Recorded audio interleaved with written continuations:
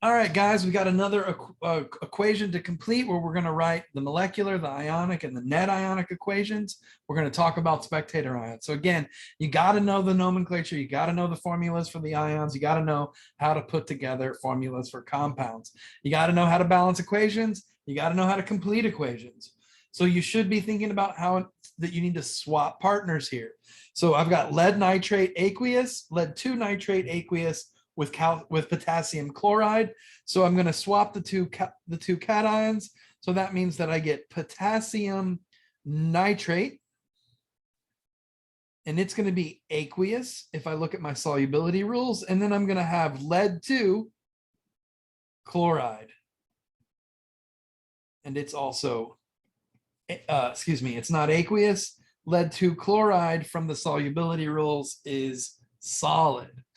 Okay, now that I've got those two products written down, I can go ahead and balance. It looks like I have 2 nitrates on the left, so I need 2 nitrates on the right. Now that gave me 2 potassiums on the right, so I need 2 potassiums on the left. And it looks like the chlorines and the leads are balanced, so I'm done there. Again, if you know your nomenclature, you know the formulas, you knew how to write these the formulas for these compounds down, then writing down the complete ionic equation, that's going to be just deconstructing the complete molecular equation. Now, we did write the complete molecular equation. That's what this is. So we don't have to really worry about rewriting it. The complete molecular equation is right here. We did it already. Now, if you wrote it down in that spot, that's fine. I just completed it based on the information that was already there. Now let's deconstruct it to form the complete ionic equation. So I decided that I had a lead 2 ion and it's aqueous. I have 2 nitrate ions and they're aqueous. I have 2 potassium ions aqueous, and I also have 2 chloride and they're also aqueous. That's it for the reactants. Now the products. 2 potassium ions, they're still aqueous, and 2 nitrate ions, they're still aqueous.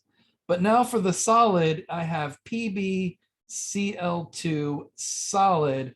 I don't separate those out because remember, the complete ionic equation is a description of how the ions exist in the aqueous solution. If it's solid, then those 2 ions are actually still just stuck together. They're not free floating around like the other aqueous ions.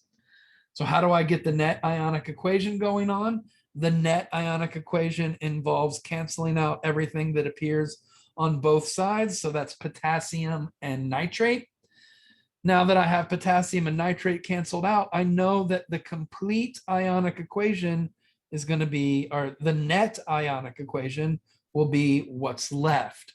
So the net ionic equation describes the net chemistry. And the net chemistry is that an aqueous lead 2 ion got together with 2 aqueous chloride ions, and it formed solid lead 2 chloride.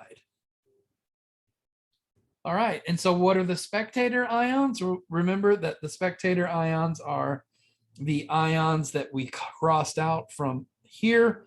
And so the spectator ions are nitrate and potassium. Okay, that's it for that one, guys.